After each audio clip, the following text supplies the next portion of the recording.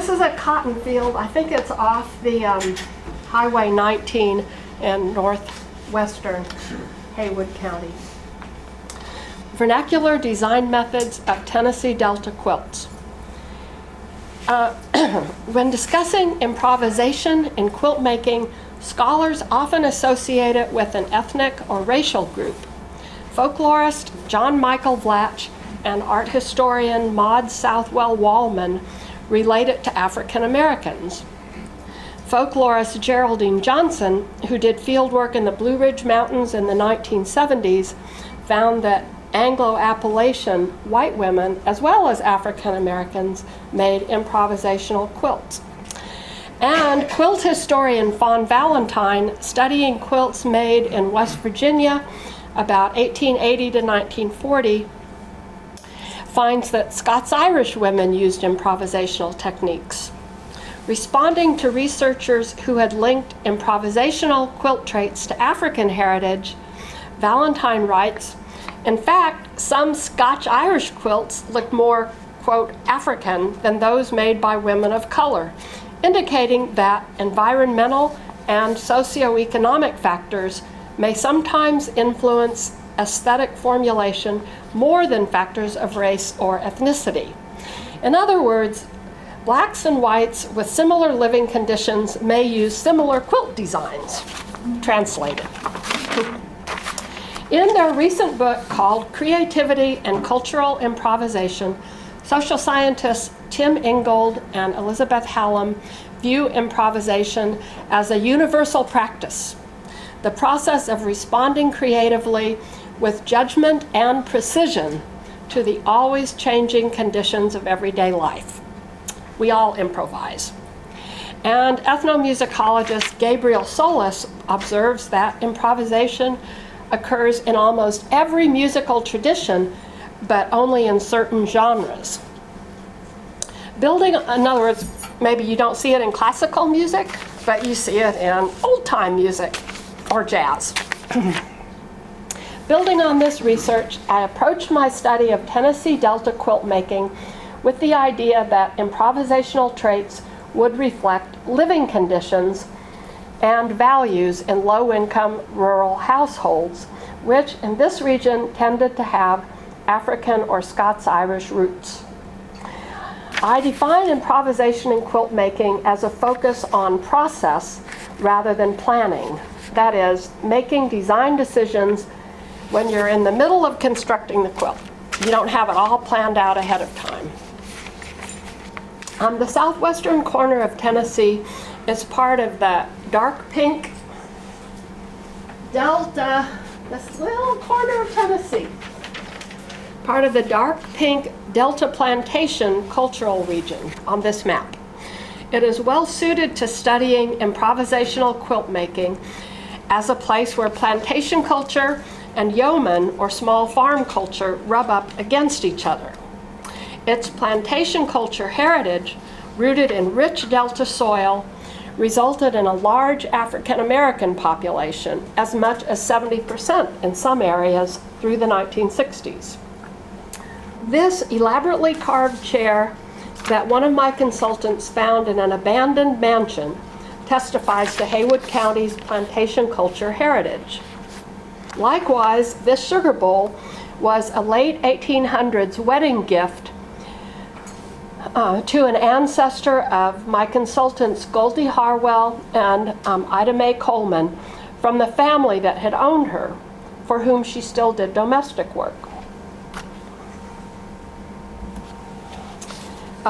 Newly freed slaves in Haywood County established Woodlawn Missionary Baptist Church in 1866. Although the building that you see here was built, is it 1927? Yes. Okay. The small farm culture of white yeoman farmers, land renters, and sharecroppers included many people of Scots Irish heritage who tended to be Presbyterian. This church was established in southwestern Haywood County in 1870, about the same time as the Woodlawn Baptist Church. These two ethnic groups, African and Scotch Irish Americans, are the two that previous studies have recognized as using improvisational quilt making techniques. In some, though not necessarily all, of their quilts.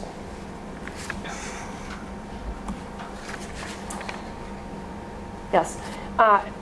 In the Tennessee Delta, the main plantation counties were Shelby, Fayette, and Haywood, and also parts of Tipton and Madison. Does that sound right? That was my understanding. The soil was not as rich in other southwestern counties, which tended to have more yeoman farms. So these are the areas, I think, that had the really rich soil. And these other areas, Hardeman, McNary, this part of Madison, Henderson, and so on, you need really rich soil to have a successful cotton farm. Okay. The oldest quilts that consultants showed me from the 19th century were made of relatively expensive materials in complex patterns. They were what my consultants called bedspread quilts, made for the eye, as much as or more than for warmth. They were made probably in planter families or prosperous yeoman households. The time, money, and needlework expertise that went into making such quilts generally was not found in my consultants' small farm households of the 1920s to 1960s. These years were the last decades before cotton agriculture modernized and small farm people switched to factory jobs and a more mainstream, consumer-oriented way of life. Some of my black consultants knew that their ancestors had made quilts in the 19th century, but the oldest quilts that I saw from black consultant families dated to about 1935. Their older quilts likely were common quilts that were used until they wore out. This shows where my consultants lived during that period of the 1920s to 1960s. It was mostly in northern Haywood County, but a little bit down here at Keeling and Stanton, and over to Durhamville and up to Curve in Lauderdale County. And then there was one person that was just over the border into Madison. So those are, I had about 32 people who I interviewed more or less intensively. My consultant Ola Jean Curry's great-grandmother, Molly Green, who you see on the left, likely is one of the black women who quilted in the late 1800s. Her daughter, Molly Green Williams, on the right, taught Miss Ola Jean, her granddaughter, to quilt. I took those pictures. Those are pictures I took of pictures. So that's why they're not great quality. I'm now going to show you some of the older quilts that descended in my consultants' families, and then I will contrast these with some of their quilts of the 1920s to 1960s small farm era. This is the oldest quilt that came to light during my Tennessee Delta fieldwork. It belongs to Ann Baird, whose family at one time owned a farm with 3 tenant families, 2 of them black and 1 of them white, in Haywood County. Actually, I think in the Bush area. An ancestor of Miss Ann, Maria A. Brown, may have made it. She was born in 1809 in North Carolina, but by the 1850s was living in Covington, the Tipton County seat, just west of Haywood County. She may have made the quilt as a young woman before leaving North Carolina. The main pattern of this quilt is a complex block, that quilt historians refer to as sunburst or Russian sunflower. It was a fashionable East Coast pattern of the 1830s to 1850s. It is set with curved red pieces that make a fancy secondary pattern known as orange peel. Sort of looks like orange peel. The women in my consultants' households generally used less expensive materials and simpler patterns with fewer pieces and no curves. The curves are hard. They did, however, continue to use the straight set, where pattern blocks are set in vertical and horizontal rows. And they did continue to make quilts whose blocks were made of different sets of materials rather than all having the same color scheme. I refer to this trait as block autonomy. It is a good way to use up scraps left over from sewing clothes, because you don't need a lot of any one material. If that makes sense, you can see, each of these is made out of its own set of, they don't all match. Whereas if you want them to match, then you have to go buy material so you have enough to use in the same place. Okay. This sunburst has by-the-piece quilting that follows the seams of the piece design and has about 8 stitches to the inch. Small farm women of the mid-1900s tended to use simpler, more repetitive quilting motifs and fewer stitches per inch, about 3 or 4. The pattern of this next quilt is related to one that Barbara Brackman's Pattern Encyclopedia calls Garden Path. It belongs to Tom and Barbara Callery, who live east of Brownsville. It came to them through Tom's grandmother, Tennessee Callery, and may have been made by Tennessee's paternal grandmother, Letitia Frances Tate Hazelwood House. Miss Letitia was born in 1830 in Virginia, but moved to the Haywood-Hardeman County border, an area where soil was not rich enough for large cotton plantations. She likely lived in a yeoman household of some means. Like Ann Baird's sunburst quilt, this garden path combines areas of small scraps and the strips with large pieces of matching material, in this case the large pink alternate blocks. Its set is elaborate and unusual, with diagonal and zigzag elements that rarely occur on small farm common quilts of the mid-1900s. The quilt has an English approach to quilting, with motifs coordinated with different parts of the quilt. For instance, cross-hatching in the pink pieces and grid quilting in the sashing strips. This third antecedent quilt, which dates to about 1890, also comes from Ann Baird. Her grandmother, Roselle Tipton Sanford, born in 1852, probably made it. It's a variation of a pattern that has been published as 8-point design. It has a complex block pattern that is set diagonally on point with sashing strips and cornerstones. It has block autonomy, that is, the blocks all have the same piece design but are made of different materials. And it has a trait that I refer to as center focus, achieved in this case by putting blocks with the same color scheme more or less in the middle of the quilt. And that one piece with the blue square. As with the other two quilts we looked at, the borders are rather simple. But in contrast to those other two quilts, the top of this quilt appears to be made entirely of scraps, except for the sashing strips, with little evidence that the maker spent money on any fancy material, such as the red-orange peels in the sunburst quilt, or the pink alternate blocks in the garden path. Also, the quilting motif on this quilt is known as shells or fans, and it is the kind of repetitive all-over motif that was common on small farm quilts of my consultants. Many of their quilts have that style. This quilt illustrates a shift that was taking place in the late 1800s. Quilt making was becoming unfashionable among women who had the means to buy bed covers, whereas it was becoming popular among women on subsistence farms who needed warm covers but had little money to buy blankets. This occurred as factories were taking over the job of cloth production, as sewing machines and cloth were becoming widely affordable, and as rural women were having more time available due to factories taking over their job of textile production. quilt making was especially thrifty and practical in households that picked cotton and thus had a cash-free source of batting.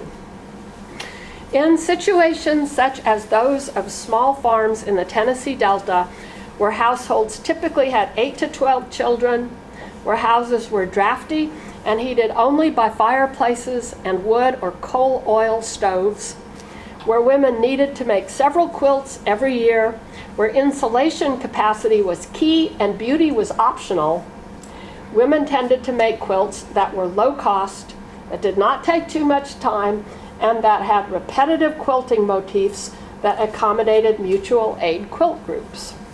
Because then the quilting went much faster if you had a group doing it. These trends can be seen in this 8-point design quilt. I will show you one more old quilt to illustrate these trends. Betsy Waddell owns this one, which dates to about 1915. And the makers are her great-grandmother, Mary Etta Cobb Brantley, born in 1871, and her great-aunt, Gladys Brantley, born in 1895. This photograph of them dates to about 1905, and I thank Betsy for the photograph. Their family roots were in North Carolina, and they lived in northeastern Haywood County. Betsy tells me that her great-aunt's name was pronounced Gladys. Okay, now on the one hand, it is a complex pieced pattern with triangles outlining the stars, with a secondary pattern, the sets of triangles, with elaborate pieced borders at the top and bottom, and with dense double rows of quilting stitches that coordinate with the pieced pattern. So this would not be a group-friendly quilting project. On the other hand, this quilt has traits that also occur frequently on small farm common quilts of the 1920s to 1960s. Mrs. Marietta and Gladys used block autonomy, relied heavily on small scraps. See, none of those blocks are matching. And probably did not spend much money, if any, to get matching fabrics. They just used leftover scraps from other projects, probably. In addition, this quilt has a trait that I refer to as variable pieced pattern. This means that there are irregularities in the pieced pattern. For instance, the orange star block is turned on its side compared to the others, and it's smaller than the others. Miss Marietta and Miss Gladys had to fill in around it. Also, some of the triangles along the edges of the other star blocks point in different directions. Also, the borders are different widths. The top is a wider border than the bottom, which creates a, so the design is not symmetrical. Now I'll show you some quilts that were made in my consultants' households, black and white, in the last decades of the small farm period. I focused on those that used the basic structure of sashing strips and pattern blocks. There also were other types of layouts, but I wanted to show how women improvised on this one in particular. So this is made by Opal Williams Brack, who is African American. It's a 1940s quilt that uses a sample pattern block that she got from her neighbor, Becky Reed, who also was black. Miss Opal says that Becky Reed got some of her patterns from the Brownsville State's Graphic newspaper. Miss Opal made the blocks out of different sets of scraps, but the strips and the cornerstones are consistently colored, and she gave it a simple green strip border that adds an extra touch of formality. In addition to block autonomy, this quilt has a trait that Fawn Valentine refers to as pattern mutation. This means that the blocks seem to have different patterns even though they are pieced the same, because the pieces have different color values. See what I mean?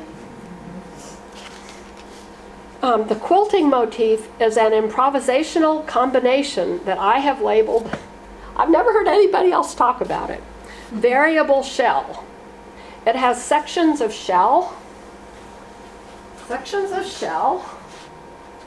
like this kind of sections of shell, and parallel straight lines, and also something called pig pen, which is where you have square, kind of a square version of shell.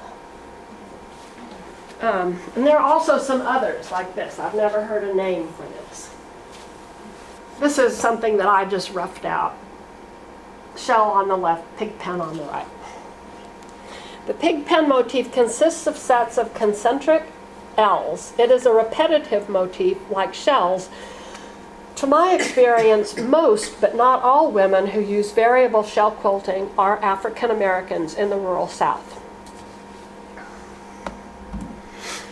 On this wrench quilt made about 1925, Tennessee Calorie, who was white, uses a basic straight set with pattern blocks set in a grid of sashing strips and cornerstones. In this case, the strips, as well as the blocks, are apparently made of scraps, about 5 different materials. Only the cornerstones are consistently colored, a striking red. Assuming that Miss Tenney made her strips of several materials because she didn't have enough of any one, this trait expresses her value of thrift, possibly her living conditions, that is, a lack of money, and her ingenuity in pulling it all together. In addition to common quilt traits of block autonomy, pattern mutation, see how all the blocks look like they're different, but they're actually pieced the same, and simple or no borders, this quilt has a trait of partial blocks, which in this case are across the bottom. Partial blocks may occur because a maker cuts blocks in half and sews the halves along one edge to make the quilt bigger, or because she finishes an edge by hemming the back over the front, as Miss Tenney did here. Partial blocks thus tend to create an asymmetrical design. Her quilting, seen at right, is by the piece.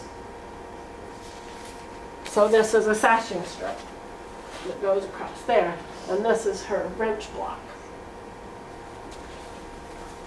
Rachel Ann Davis, the grandmother of my consultant Delois Davis Baggett, made this string-pieced quilt around 1940 and quilted it with her quilt group that met in a back room of a country store in Keeling in pig pens. Can't really see the pig pens, but each block is for pig pens. Miss Delois, who is white, recalls that her grandmother spoke with an Irish brogue and was married to a Civil War veteran who fought for the Union. String piecing allows a maker to use the narrowest strips of material, known as strings, in that she sews overlapping strings to a paper template, usually a square or diamond. When the template is covered, she trims the edges of material and then sews the composite squares or diamonds together and tears out the paper backing. It is a form of a variable pieced pattern because all the pieces are different sizes. In this quilt, Miss Rachel uses 2 common techniques of string piecing design. She puts 4 string piece squares together with a cross to make larger composite blocks. You can see this is one block. These are the string piece parts, and this is the cross in the middle. Here's another cross in the middle. And she makes an X in most of her cross blocks by putting a diagonal string of the same colored material in the middle of the 4 corner squares. If you see, this is your cross. This is your cross. Opal Brack remembers that her mother-in-law, Mary Frances Brack, who was black, made this Lemoyne star quilt in 1952, and Miss Opal helped her quilt it. It has block autonomy, variable shell quilting, and it is batted with an old quilt, although you can't really see that here. illustrating economy, and a variable piece pattern. The sashing strips are made of about 10 different materials. Variable piecing is particularly evident along the left border. In an interview, Miss Opal said of her mother-in-law, and Lolly was there, she said that after working for a time on a quilt, her mother-in-law, Mary Frances Brack, she would get short patient. Then she would put anything together, and she'd say, "It's a quilt." just as long as it would cover you up. This comment shows the primarily practical value that small farm people placed on quilts. I conclude my discussion with this one last example of how small farm quilt makers improvised with the basic structure of sashing strips and pattern blocks. In this 1940s quilt, Frankie Lee Bailey used the same piece pattern as did Mary Frances Brack on the last one, a star made out of 8 diamonds. Miss Frankie was white and the mother of my consultant, Peggy Staggs. But whereas Miss Mary Frances made her stars out of 2 alternating colors, Miss Frankie made most of hers by sewing together 8 diamonds of the same fabric. The exceptions, where she apparently was using up tiny sewing scraps, were 4 blocks where she string pieced the diamonds, all in the bottom 3 rows of the quilt. If you can see, okay, this is an example, but see, there's that. And I think this is one.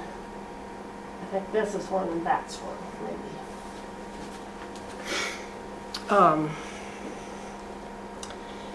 And in addition to the string pieced blocks, there is one whole cloth block in the upper right corner of the quilt that's not pieced at all, that blue corner there. And you can a little bit see the pig pen quilting too, makes like concentric L's in that upper right block.